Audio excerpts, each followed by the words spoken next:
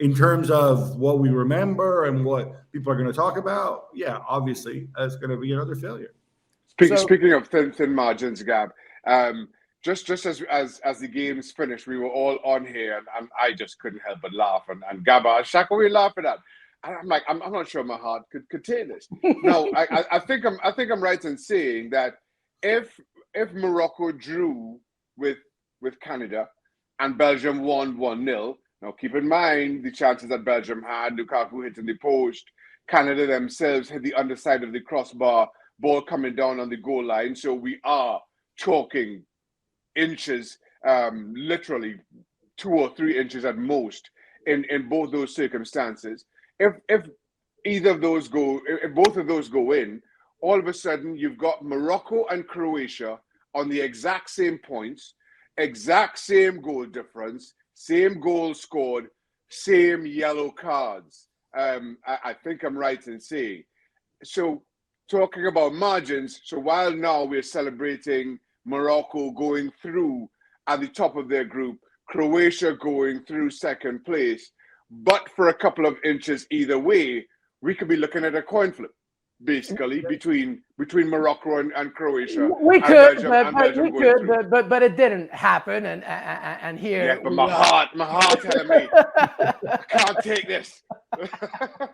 Let's wrap up the Belgium conversation for a second with a question to both of you. Gab, I'll go with you first because you talked to him. Vincent Kompany, such an influential player for that national team. Obviously, there's experience with this Belgian side. There's talent, there's poise, Kevin De Bruyne, et cetera, et cetera, et cetera. Do they miss a leader like Vincent Kompany, do you think? I mean, Vincent Kompany is a phenomenal player, first and foremost.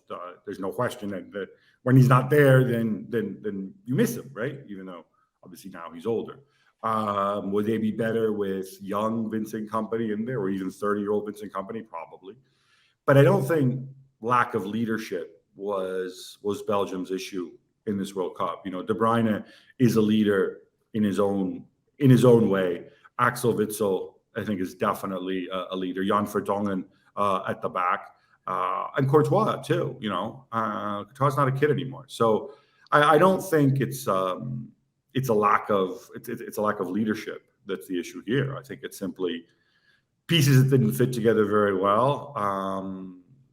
Heavy legs, Canada being really, really good, Morocco being really, really good, and today, actually, for much of the game, Croatia being probably better than Belgium until Belgium started creating all those chances, and those chances not going in. I mean, sometimes that's how simple football is. So Roberto Martinez is done, though, right? We're all in agreement here? Like he's leaving? Do you think? I think the technical term is the cycle is over. It's over. Yeah, you're trying to be nice and diplomatic, Gab. It's very nice of you. He's well, no, but I also think he probably wants to go do something else now as well. Of course. He's done this for a long time. He's been linked to jobs. He's turned down big, lucrative club jobs. You know, this may surprise people, but unless you coach England and sometimes Italy or Qatar, although not this guy, this is not particularly a lucrative job coaching the national team. You do not make a lot of money. You make a lot more money in club football. And Roberto certainly had his opportunities there. Yep, absolutely right. Cheka, you know, we talked about Romelu Lukaku, but there's some other players as well. I know that there's the images of him, obviously very emotional at the end of that game. Again, we've said that, we feel for him from a personal standpoint. Clearly, there's Thierry Henry consoling Romelu Lukaku, obviously detrimental for him. But, there are a lot of players in the squad. I feel that there might be some question marks if they're going to return to the international competition. Is there anybody else, do you think, that probably won't be as, featuring as much for the Belgian side? Listen, I think Belgium can and should, in some respects, have to make wholesale changes. You just look at what was an aging defense as well. There will need to be wholesale changes there. I think Eden Hazard has run his race internationally. I don't see him having the impact again at this level that he once did. Are you going to rely on Lukaku for another 4 years? De Bruyne himself is getting up in age, though his shine doesn't really seem to be dimming. Maybe between he and Courtois can prove the anchors for what's going forward. But regardless of how well those players maintain themselves, how slowly they age, if we can say that, there will be a number of changes, not just in the manager or head coach's position, but in terms of playing personnel. Belgium do need to retool. Okay, let's focus on the two teams that did qualify. We've talked about Morocco a little bit. Fantastic to see another African nation in the knockout stages. Croatia, I mean, come on, everybody. They went to the final in 2018.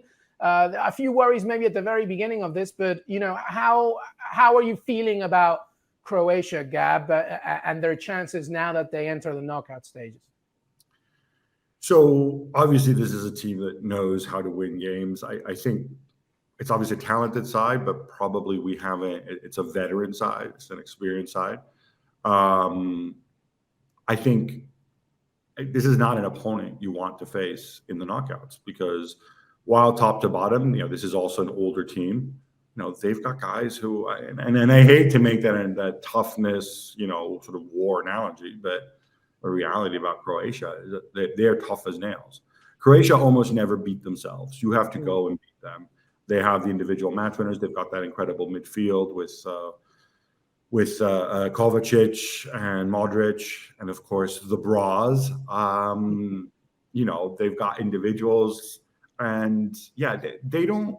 So they very rarely beat themselves. So you have to go out and raise your game against them. I really don't think this is a team anybody wants to play in the round of 16.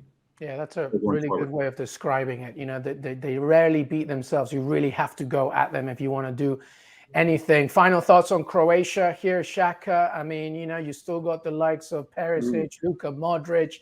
I mean, they are tough. Do you see them going further than you perhaps originally thought? How do you see them? I thought Croatia would get out of the group, and I can't remember the draw, how the bracket shapes out, or indeed how I selected. But in all honesty, I don't see them going much further. And while, yes, they have incredible talents to call on, and incredibly experienced players, especially when you look at 4 years ago and all they were able to do in that tournament, Croatia is still a team that only beat Canada so far. They drew against Morocco. I'm still not quite sure how they didn't lose today. So while Gab is absolutely right, you have to go out and beat Croatia. You have to earn it over 90 minutes. Of the teams still left in the tournament, they are ones that first come to my mind anyway as the ones that you do not want to draw against.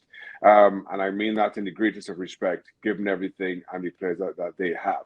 But so far, I just felt that this is a squad that possibly peaked 4 years ago. And I'm not sure that they go much further than the round of 16. Again, depending on how the bracket shapes up, which I did not check before. Thank you very much for watching ESPN FC on YouTube. For more highlights, analysis, and exclusive content, be sure to subscribe.